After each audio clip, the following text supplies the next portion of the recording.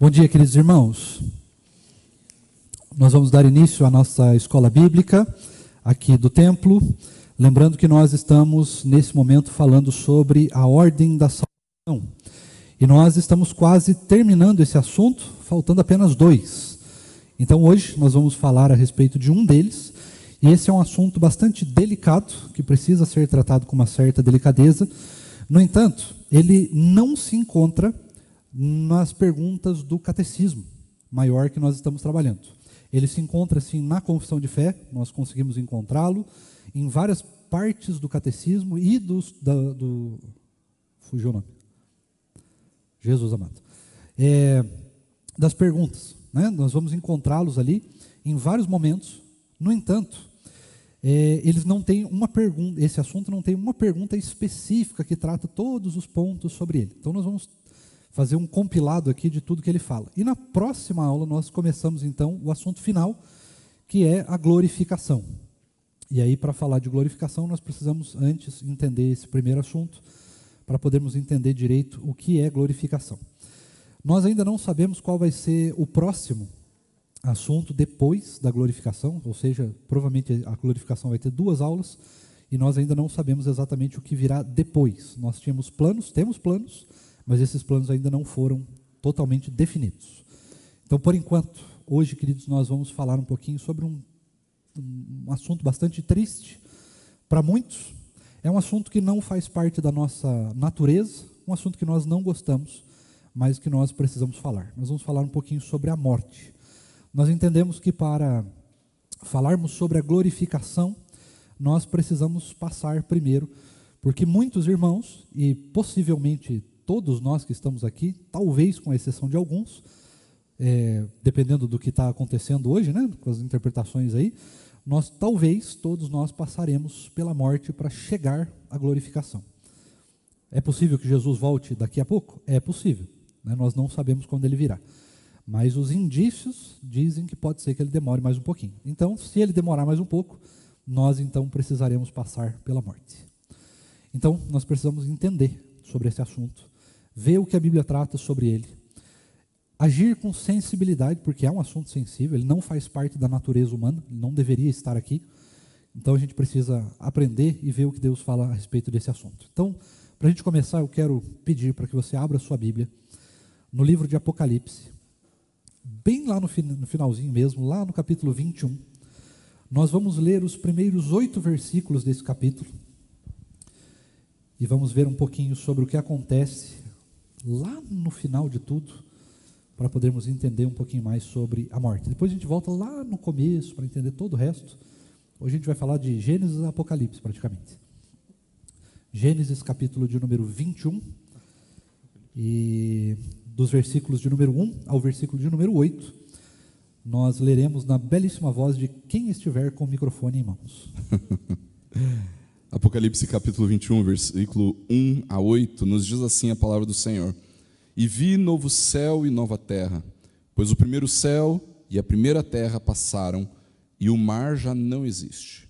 Vi também a cidade santa, a nova Jerusalém, que descia do céu da parte de Deus, preparada como uma noiva, enfeitada para o seu noivo. Então ouvi uma voz forte, que vinha do trono e dizia: Eis o tabernáculo de Deus com os seres humanos. Deus habitará com eles. Eles serão povos de Deus, e Deus mesmo estará com eles, e será o Deus deles. E lhes enxugará dos olhos toda lágrima, e já não existirá mais morte, já não haverá luto, nem pranto, nem dor, porque as primeiras coisas passaram. E aquele que estava sentado no trono disse: Eis que faço novas todas as coisas. E acrescentou: Escreva, porque estas palavras são fiéis e verdadeiras. Disse-me ainda: Tudo está feito. Eu sou o Alfa e o Ômega, o princípio e o fim. Eu, a quem tem sede, darei de graça da fonte da água da vida. O vencedor herdará estas coisas, e eu serei o Deus dele, e ele será o meu filho.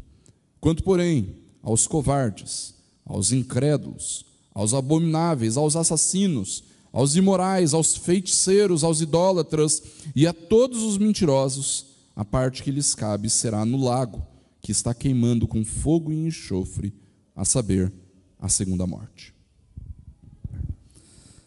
Senhor Deus, nós louvamos o Teu nome pela Tua palavra aqui lida. E agora que nós vamos conversar sobre esse assunto delicado que machuca o nosso coração por não fazer parte da nossa natureza, nós clamamos que o Senhor tenha misericórdia de nós. Que o Senhor fale ao nosso coração, que o Senhor nos ensine, que o Senhor também, por meio do poder do Teu Espírito, nos conforte e nos console. E nos traga de fato a esperança que nós temos em Cristo Jesus, conquistada na cruz do Calvário, de que nós não precisamos temer a morte. A morte de fato não é o fim, ela é apenas um meio para que o Senhor usa, para que nós possamos encontrar o Senhor também aqui nesta vida. Clamamos, Deus, para que o Senhor tenha misericórdia de nós, para que o Senhor fale, para que o Senhor corrija eventuais dificuldades que nós temos a respeito desse assunto, para que o Senhor ministre ao nosso coração, Deus, a respeito da esperança, ministre ao nosso coração, caso seja necessário, a cura de eventuais tristezas pelo luto, pela dor, pela perda, que o Senhor realmente fale conosco. Nós clamamos por isso, te pedimos encarecidamente por isso, em nome de Jesus. Amém. Vamos voltar do começo, para a gente poder entender um pouquinho melhor sobre a morte. Para a gente começar essa aula, eu queria... aliás, antes de qualquer coisa, lembrando que nesta aula nós temos uma pequena diferença. Eu vou dar a aula toda, e aí se você tiver perguntas, dúvidas, comentários, eu vou pedir para que você anote. Você pode escrever ele aí direto no YouTube. Nós temos algumas pessoas que ficam de olho no YouTube aí para eventualmente depois da aula dar uma olhadinha ali quais foram as perguntas e participações dos irmãos, tanto os que estão aqui quanto os que estão nos assistindo pela internet. Então você pode deixar, ou você pode anotar no seu WhatsApp ou alguma coisa assim, um bloquinho de notas, e assim que a aula acabar, nós então abrimos para perguntas e participações. Aí você pode perguntar o que você quiser, pode falar o que você quiser, pode mandar ver. Aí a gente tem tempo e tranquilidade para poder falar. Mas durante a aula, nós vamos seguindo direto aqui, eu faço uma aula um pouquinho mais rápida, e aí a gente tem mais tempo para poder falar sobre os assuntos e aprofundar aquilo que eventualmente não ficou tão claro ou alguma coisa do gênero, tá bom? Então vamos lá, vamos do começo. Quando Cristo, ou quando Deus nos criou, lá em Gênesis, Ele também criou a possibilidade do ser humano viver eternamente. Ou seja, quando nós estávamos no Jardim do Éden, e enquanto o pecado não tinha entrado no mundo, o pecado original não tinha entrado no mundo, nós deveríamos viver, pelas circunstâncias e possibilidades, para sempre. A morte não existia naquele momento. Tá? Pastor, o ser humano podia viver 1000 anos, 10.000 anos, 100.000 anos, era para sempre? Não faço a menor ideia, a Bíblia não diz quanto tempo o ser humano podia viver, lá em Gênesis, lá antes da queda. Tá? Não tem um texto que diga se a gente poderia ou não viver eternamente, mas aparentemente nós entendemos que o ser humano não morria, não precisava existir morte. Tá? Porém, o pecado entrou no mundo, e aí então nós temos a morte. O salário do pecado? Morte. Tá? A morte, queridos, ela é a consequência final, ou talvez a consequência mais séria, mais terrível, mais triste que o pecado causou no mundo. É a morte, o fim das coisas, né? E aqui não é só nem a morte física do ser humano e nem a morte espiritual. Aqui eu estou falando da destruição de tudo. Tudo está fadado à destruição.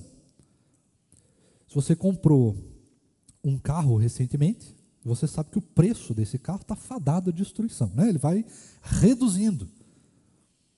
As coisas vão se degradando, elas estragam. Isso não deveria acontecer. Não foi para isso que Deus criou as coisas, né? Não foi para estragar. Deus criou as coisas perfeitas. No entanto, o pecado tem como um dos seus castigos, vamos chamar assim, né? dos seus objetivos de destruição, a destruição de todas as coisas. Um desses finais objetivos é a morte do ser humano. Agora, depois de expulso do Jardim do Éden, o ser humano experimenta a morte. Morte física, e, sem Cristo, a morte espiritual. Mas vamos por partes. Vamos primeiro pela morte física. Vamos olhar um pouquinho no que diz respeito ao Antigo Testamento sobre a morte. Tá? No Antigo Testamento nós temos duas possibilidades de interpretação a respeito da morte. A primeira é a morte comum, a morte do corpo, né? A morte do ser humano. Todos os seres humanos morreram do Antigo Testamento, com exceção, muito provavelmente, de... Fala alto. Enoque e Elias. Perfeito. Com exceção desses dois, praticamente todo mundo morreu no Antigo Testamento. Tá? Nós não sabemos se teve mais algum arrebatamento miraculoso, mas o que a Bíblia traz é esses dois. Então, essas duas pessoas não experimentaram a morte segundo o relato bíblico. Para onde eles foram, pastor? Não faço a menor ideia. Não está escrito também. Provavelmente para o céu, né, para algum lugar intermediário até a hora de chegar, então, a ressurreição dos mortos. Tá? Mas, nós temos aqui alguns detalhes. No Antigo Testamento, você tem que lembrar que a revelação progressiva de Deus, ela tratava a morte ainda como um certo ritual. Se você olhar para todas as religiões, para todas as nações, principalmente para os egípcios, você vai perceber que a morte ela se torna uma espécie de ritual. Então, para você passar pela morte, tinha todo aquele processo de mumificação e de enterro. As pessoas mais famosas eram enterradas em pirâmides, ou em templos, né, em mausoléus antigos e coisas do gênero. Então, a morte no Antigo Testamento ela é vislumbrada como uma espécie de ritual de passagem. Tá?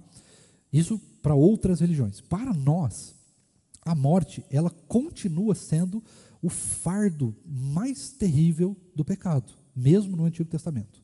Tá?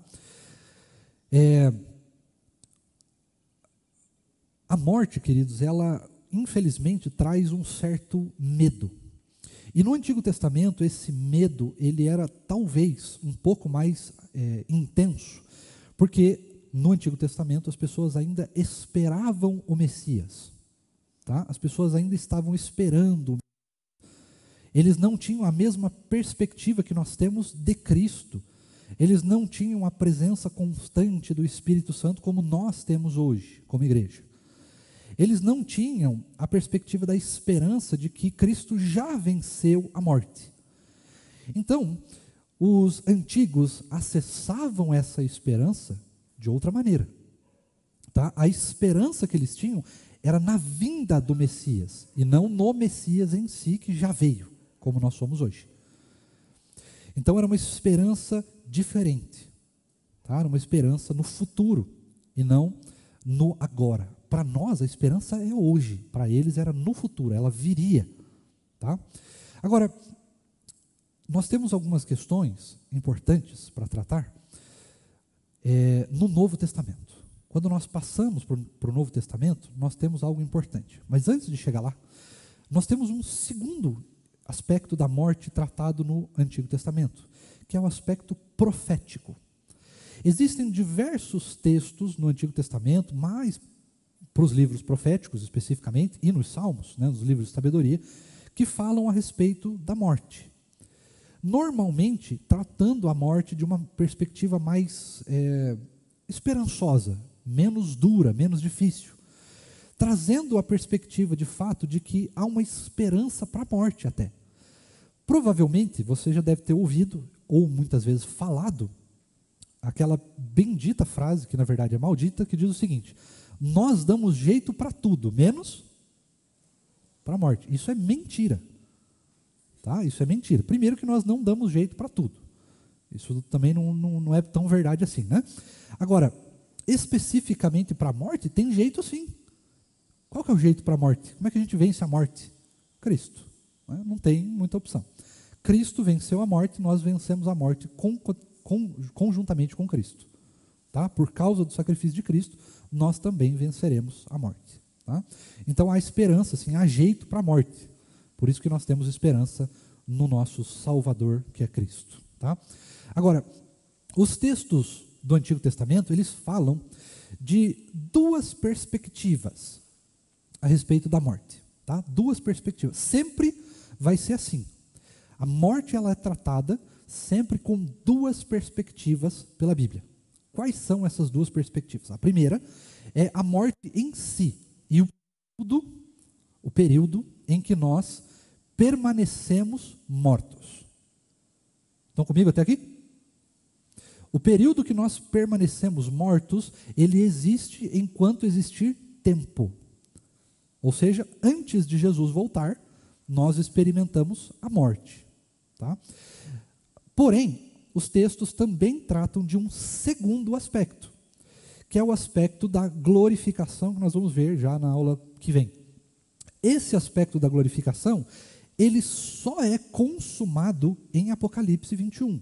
Quando nós passarmos por todo aquele processo de ressurreição do corpo, de dia do juízo, a condenação para os condenados, a salvação para os eleitos e a entrada na Jerusalém celestial. A partir disso, a morte, então, ela é definitivamente extirpada. Ela não existe mais. Ela deixa de existir. Mas até então, enquanto esta realidade existe, enquanto Cristo não voltar, a morte ela é tratada como uma perspectiva de que ela ainda existe e ela só terá fim quando da ressurreição dos mortos. Tá? Então são duas perspectivas a respeito do que a Bíblia fala sobre a morte, já no Antigo Testamento. Então apontando a esperança de que a morte tem solução, essa solução é o Messias que virá, e apontando também para o fim da morte, a destruição da morte, tanto pela ação do Messias na cruz, quanto pela glorificação que virá, e daí tudo será feito novamente, e aí então a morte será extirpada, assim como o pecado, luto, tristeza, dor, mágoa, sofrimento, angústia, enfermidades e, enfim, várias outras consequências do pecado. A chuva também, provavelmente. Né? Agora, vamos passar para o Novo Testamento, porque nós temos algumas coisas que precisam ser tratadas no Novo Testamento a respeito da morte. Tá? No Novo Testamento, a perspectiva sobre a morte, ela ganha um aspecto mais tranquilo, um aspecto melhor. Esse aspecto é Cristo. Cristo veio, Cristo morreu na cruz do Calvário, e agora nós temos a perspectiva da salvação no Cordeiro. Nós não precisamos mais temer a morte. Pastor, então por que a gente ainda teme? Porque ainda é difícil enfrentar a morte. Ainda que para nós seja mais tranquilo, seja mais leve, vamos dizer assim, ainda assim, a perspectiva de perder alguém, a perspectiva de você ter de passar pela morte, que é um estado extremamente complexo, né, e não desejável, né, nós precisamos passar pela morte, mas por que ela ainda causa tanto sofrimento, se nós sabemos que há vitória para a morte? Bom, a perspectiva que a Bíblia traz, ela é uma perspectiva bastante difícil, dura por um lado, mas esperançosa de outro. Por que nós ainda temos medo da morte? A primeira parte, porque não era para o ser humano vivenciar a morte. Nós não fomos feitos, criados para morrer. Portanto, a morte, ela não é um elemento natural. Pastor, mas todo ser humano morre. Sim, mas isso acontece por causa do pecado. E não porque é um elemento criado por Deus. É uma consequência do pecado. O ser humano foi feito para viver eternamente. A perspectiva que nós temos, inclusive, falando assim numa perspectiva natural, o ser humano o tempo todo, desde a antiguidade, está buscando formas de vencer a morte. Ora pela fonte da juventude, ora por remédios, ora por terapias, por tratamentos, ora pela tecnologia que nós vivenciamos hoje. Há estudos, inclusive, que dizem que possivelmente pode-se existir uma possibilidade de lá pelos anos de 2040 o ser humano já não precisar mais morrer. Eu não boto muita fé nisso aí, mas existem pesquisas científicas nesse sentido, porque o ser humano está o tempo todo buscando formas de vencer a morte, porque ela não é natural. E tudo que não é natural, nós tentamos de alguma forma, ainda que imperfeita, tentar vencer. Né? Nós tentamos superar isso de alguma forma. Porém, a forma, né, a fonte da juventude já está plenamente determinada. E ela é o próprio Cristo. Deus enviou o seu Filho unigênito para todo aquele que nele crê, não pereça, não morra, não seja destruído. Só que existe uma segunda perspectiva a respeito da morte que também nos assusta, que também traz um certo peso para o nosso coração. Essa é a perspectiva da condenação. Nós bem sabemos, queridos, e por mais que muitos tentem negar, vai existir uma condenação para todos aqueles que não são eleitos, para todos aqueles que não creem em Jesus. Haverá, ou não confessam o Senhor Jesus como Senhor e Salvador, não terá essa salvação. Não entrará no reino dos céus. E por isso será condenado. Ou seja, passará pela segunda morte, tá? Que é o inferno. Agora, essa perspectiva, ela nos assusta. Primeiro porque muitas vezes nós temos uma dificuldade de entender o processo de salvação, entender como Cristo faz a salvação, e é por isso que nós estamos também estudando essa parte toda, mas nós temos a perspectiva de que nós não conseguimos ler o livro da vida. E por mais que nós entendemos que nós confessamos a Cristo e temos a esperança, sim, de vencer a morte, não precisamos temer o inferno e tudo mais, nós precisamos lembrar também que 90% dos evangélicos no mundo creem em um negócio chamado perda da salvação. Esse é um fardo terrível e abominável que se infiltrou, sabe-se lá de onde, na vida da igreja comum, inclusive da nossa, que não crê nisso, mas como todo mundo fala sobre isso, nós também encontramos essa mesma perspectiva quando nos deparamos com a morte. E por mais que nós realmente cremos em Jesus com todo o nosso coração, nós temos a esperança viva de que nós venceremos a morte, de que mesmo que a gente passe pela morte, nós estaremos com Cristo, estaremos salvos, seremos ressuscitados, está tudo certo. Mas ainda assim, na hora que nós vislumbramos ela, na hora que nós passamos pela experiência, é muito comum que naquele momento a gente chegue para Deus e fale, será? Será que é isso mesmo? Será que eu estou salvo mesmo? Será que a perspectiva é boa para mim? A perspectiva é excelente, porque ela não depende de nós, ela depende de Cristo, e Cristo não falha. Então é preciso que a gente acolha o nosso coração nos braços de Cristo e na sua palavra, para que nós não tenhamos essa desilusão da esperança, para que a gente não se pegue nos momentos difíceis, onde nós passaremos pela morte, ou pela perspectiva dela, ou perderemos nossos entes queridos, e nos encontremos inconsoláveis, porque nós estamos em dúvida. Nós não precisamos temer a morte, não precisamos ter dúvidas da ação de Cristo Jesus.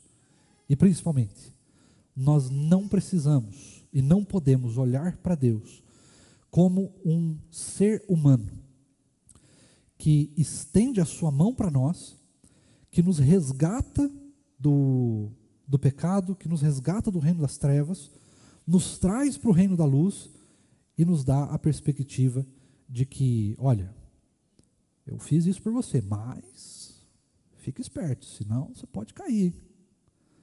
Deus não age assim.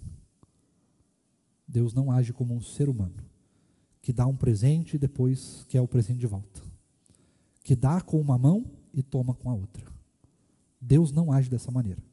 Por isso nós não precisamos ter medo da morte. Não precisamos nos encontrar temerosos pelo que nós eventualmente passaremos. Pelo meio que for, eventualmente, se Cristo não voltar, todos nós enfrentaremos um dia a morte. Mas como muitos teólogos e a própria palavra nos deixa claro, ainda que ela não use essa linguagem especificamente, isso é mais uma questão literária, muitos autores, principalmente os fora da teologia, como Tolkien e Lewis, por exemplo, eles vão tratar a morte como um véu, um simples véu, que você abre ali, passou, fecha o véu por trás de você e está tudo certo, passou, já acabou. Não é uma perspectiva assustadora. O próprio Lewis vai tratar no final das suas crônicas a morte como uma porta. Você abre a porta, passa pela porta e está no céu. Pronto, está resolvido. Né? É claro que a Bíblia não trata assim, mas a morte ela é tratada como essa passagem simples, porque não há medo, não há temor na morte, não precisa, porque o próprio Cristo já a venceu. Mas pastor, Cristo venceu a morte, mas a gente ainda tem que passar por ela. Sim, porque nós estamos aqui, só por isso, porque nós ainda estamos aqui. Mas a morte nada mais é do que uma passagem, tá? Um simples estado de passagem para a glorificação final. Tá, agora a gente tem possivelmente, algumas dúvidas a respeito da morte. E aqui eu queria trazer umas dúvidas um pouco mais acentuadas na nossa realidade, antes de passar para as perguntas e tudo mais, tá? Primeiro, morte. Vamos tratar um pouquinho sobre morte. Nós, como cristãos, precisamos pregar o Evangelho. Precisamos pregar o Evangelho. Talvez nós preguemos o Evangelho, talvez nós olhamos para as nossas famílias e vamos encontrar pessoas que não são crentes. Vamos dizer assim, que não morreram em Cristo. Não foram, pelo relato bíblico, não foram salvas. Elas não confessaram o Senhor Jesus, elas não tiveram uma vida dentro da igreja, elas não oravam, elas não liam a Bíblia. Todos aqueles elementos que formam um relacionamento com Deus, elas não tinham. E aí, pastor, elas foram para o inferno? Aí nós temos algumas coisas para pontuar. Segundo o relato, pode ser. Pode ser. Por que pode ser? Por que eu não vou afirmar, sim, elas foram para o inferno? Porque eu não sou Cristo. E nenhum de nós é. Ah, pastor, então você está dizendo que todos vão ser salvos? Com certeza não. Com certeza não. No entanto, eu não posso me colocar na posição de tomar para mim o fardo que não é meu. Nós não podemos tomar para nós o fardo que é de Cristo. Somente o Senhor sabe quem será salvo. Nós não sabemos, mas nós adoramos apontar o dedo para tentar vislumbrar uma possibilidade de interpretação da obra de Cristo. Mas quem sabe quem são os salvos e quem não são é o próprio Senhor Jesus. Pastor, mas e os sinais e toda a perspectiva de salvação? Faz parte da nossa vida, mas não faz parte de todo mundo. Há pessoas que serão salvas e nunca vão pisar na igreja. Vão ser salvas só no finalzinho. Outros, como nós, vamos ter o privilégio de servir ao Senhor por toda a nossa vida. Alguns desde criança, outros na adolescência, na juventude, alguns mais velhos. Mas nós vamos ter a perspectiva e o privilégio de servir ao Senhor. Nem todos terão. Algumas pessoas serão salvas e logo depois passarão pela morte. O que é justo? Inclusive tem uma parábola, né?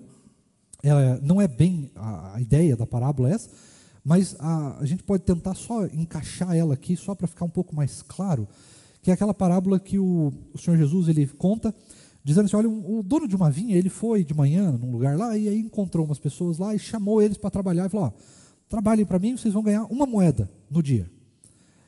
Aí logo depois, passa um tempo, ele vai lá de novo, e aí já tinha passado algumas horas, e fala, olha, vocês trabalham para mim, por um período aí, e vocês vão receber uma moeda. E aí lá no finalzinho do dia, ele chega para as pessoas lá na praça e fala assim, olha, vocês vão trabalhar para mim, é pouquinho tempo, mas eu vou pagar uma moeda. E as pessoas que trabalharam desde de manhã ficam indignadas. Poxa, mas por que eu vou ganhar uma moeda e eu trabalhei o dia inteiro? E as pessoas que trabalharam, sei lá, 15 minutos vão também ganhar uma moeda? Porque a perspectiva é de Cristo, não é nossa. A nós é dado o privilégio de servir ao Senhor. Não precisamos questionar como esse processo se dá para outras pessoas. Tem gente que vai servir a Cristo a vida toda, vai passar a vida toda na igreja. Tem gente que vai se converter na adolescência, ali bem no comecinho da adolescência. Muito possivelmente, alguns acontece isso, lá pelos 18, quando chega na época da faculdade, vão embora, somem por muitos anos e depois voltam. Como que eu vou entender a ação de Deus na vida dessas pessoas? Não vou. Não vou. A mim não é dado esse privilégio. Isso é um fardo que diz respeito à obra de Cristo. O que é dado para nós? A perspectiva e a possibilidade de servir ao Senhor. Se você está aqui hoje, Deus te deu um privilégio de servi-lo. E nós fazemos isso com o máximo da excelência que nós podemos ter. Mas nós não ficamos questionando o Senhor a respeito da salvação, porque isso é algo que diz respeito a Ele. O que nós temos é aquilo que é claro para nós. Para nós. Tá? Eu não estou dizendo que Deus salva todo mundo, não estou dizendo isso. Eu não estou aliviando o fardo dos pecadores que não creem em Jesus. Todo mundo precisa crer em Jesus para ser salvo. A palavra não muda, eu não estou mudando nada da palavra. Eu só estou dizendo que esse é um fardo de Cristo, não é um fardo nosso. Só que muitas vezes a gente tenta tomar isso para ficar apontando e dizer, olha, o fulano, ele teve uma vida assim, ele vai ser salvo. Principalmente por causa das listas. Os avarentos, os afeminados, os idólatras, os assassinos, os homicidas, os não sei o quê, não herdarão o reino dos céus. É verdade, a Bíblia está absolutamente clara. Mas como que eu vou vislumbrar a ação de Cristo no coração de alguém? Não tem como. Eu não sei como Cristo salva, ou melhor, eu sei o processo como ele salva, mas eu não sei quem ele vai salvar. Eu não sei quando ele vai salvar as pessoas. Esse é um fardo de Cristo e não nosso. E eu acho que a pilha do microfone pode estar acabando. Mas não vou fazer previsões, né? Eu não sei. Mas eu quero abrir imediatamente para algumas questões que são... Tá, se precisar eu uso. Eu quero trazer algumas perspectivas naturais para nós, tá? Naturais para nós. Em primeiro lugar, vamos pensar pelo lado mais prático da morte. Quem vai passar pela morte? Provavelmente todos nós. Então, irmãos, se nós vamos passar por alguma coisa, nós temos a possibilidade de não sermos pegos desprevenidos. Tá? Não sermos pegos desprevenidos. Então, o que eu posso te dizer? Isso não é um conselho bíblico. Tá? A palavra não diz isso especificamente. Talvez, se você fizer uma boa forçação de uns textos, você até consiga alguma coisa. Mas isso não é bíblico. Mas isso é prático, do dia a dia. Se prepare. Se prepare para a morte. Esteja preparado para se encontrar com Cristo. Não na perspectiva da morte em si, né? Esteja preparado para morrer, não, nada disso. Mas esteja preparado para se encontrar com Cristo. Não tema a morte, né? No sentido literal aqui, direto. Mas, por outro lado também, esteja preparado para a morte no sentido literal mesmo. E o que é literal mesmo? Aqui eu estou falando agora fora, tá? Muitas pessoas, elas não acreditam na morte, principalmente os mais jovens. Pastor, não. Morte, lá pelos 90, né? Luiz Alves, anos de vida, essas coisas assim. Não, queridos. A gente não sabe quando que vai acontecer. Portanto, esteja preparado. O que eu posso te dizer? Tenha uma reserva, se você não tem um plano funerário. Aqui eu estou sendo bem prático mesmo. Se você não tem um plano funerário, e você pode ter, tenha. Coloque as pessoas da sua família lá. Pastor, não dá, não temos condições. Faça uma reserva, caso precise. Não deixe as pessoas na mão, vamos dizer assim. Se você pode, né? Não estou dizendo se você não puder. Mas se você pode, se prepare. Deixe as coisas preparadas para a morte. Outra perspectiva que é muito importante e que pouca gente faz. E muitas pessoas sofrem por causa disso. Se você é podre de rico, sabe que tipo de gente? Podre de rica. E você vai deixar herança, se prepare. Deixe as coisas preparadas. À medida do possível, prepare-se para enfrentar isso, porque nós todos enfrentaremos.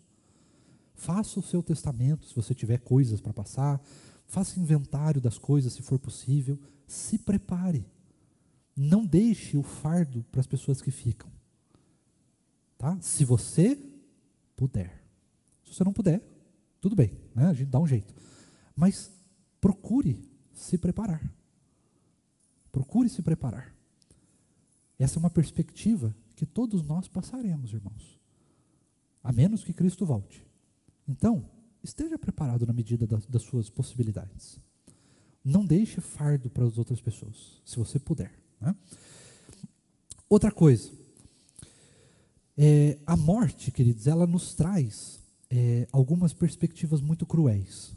Para quem fica, né? Para quem vai para Cristo, mas para quem fica, nós temos aquele negócio chamado luto. E só tem uma maneira de vencer o luto: sendo consolado pelo Espírito. Como a morte não é nada natural, é lógico, você pode fazer terapia, existem possibilidades para você se curar disso, se você passa por isso, se você perdeu um ente querido e ainda sofre com isso, existem possibilidades de você fazer terapia. Faça. Seja com um psicólogo, você pode procurar alguém do seu agrado, você pode procurar os pastores. Converse conosco. Vamos trabalhar isso no seu coração, se for necessário. Mas a perspectiva final é encontrar o consolo em Deus, no Espírito. Como que você faz isso? Ore. Fale com Deus. Coloque essa diante de Deus. Coloque essa dor diante de Deus. Deixe o Senhor curar você. Tá bom? A morte, ela traz consigo, né, o luto, ele traz alguns estágios. Então, talvez seja bom você conhecer pelo menos o básico dos estágios, que são, em primeiro lugar, a negação, em segundo lugar, a raiva, em terceiro lugar, a barganha, né, a possibilidade de você querer trocar de lugar. Por que não fui eu que fui, né? Existe essa perspectiva. A quarta perspectiva é a aceitação, né? Nós vamos começando a aceitar. Em quinto lugar, nós então conseguimos superar esse medo. Para cada um é diferente, para outras pessoas terá mais, alguns vão e voltam nesses estágios. Não caminhe sozinho. É por isso que Deus criou um estado para si, um país, uma nação. Essa nação é a igreja. É por isso que nós somos irmãos em Cristo. É por isso que a própria palavra vai nos dizer: chorai com os que choram, e sorri ou se alegre com os que se alegram. Consolai-vos uns aos outros. É preciso, tá? Nós vamos precisar de consolo. E parte do consolo de Deus está na manifestação dos irmãos em Cristo. É muito por isso, parênteses aqui, tá? Vou fazer um parênteses bem rápido. Eu fico profundamente indignado, entristecido, talvez até um pouco com raiva. Nesse momento a gravação está sendo cortada, tá? Só para eu poder falar só com os irmãos. Mas assim, eu fico muito triste quando acontece alguma coisa na vida de alguém. Alguma tragédia, né? De qualquer natureza, qualquer situação. Acontece alguma coisa e a primeira solução que a pessoa vai encontrar é sair da igreja. Pastor Tiago, você não fica revoltado também? O consolo de Deus está justamente nos irmãos em Cristo. E a pessoa sai da igreja.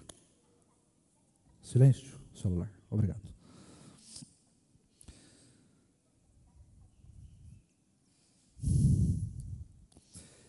Eu fico indignado com isso. Porque deveria ser ao contrário. Ou seja, acontece uma tragédia na nossa vida, a gente passa por um problema, por um luto, por uma doença, por uma enfermidade. Nós deveríamos, a primeira coisa que a gente tem que fazer é vir para a igreja. Ih, pastor, mas e se não tiver ninguém? Venha sozinho, os irmãos vão chegando. Ou você pode convidar os irmãos para vir também. Mas venha para a igreja, procure os seus irmãos em Cristo. Não caminhe sozinho. Não ande sozinho. Não fuja dos irmãos em Cristo, porque você tem vergonha, porque eles vão me julgar, porque, sei lá, não sei o que vai acontecer. Procure os irmãos em Cristo em primeiro lugar. Não fuja da igreja.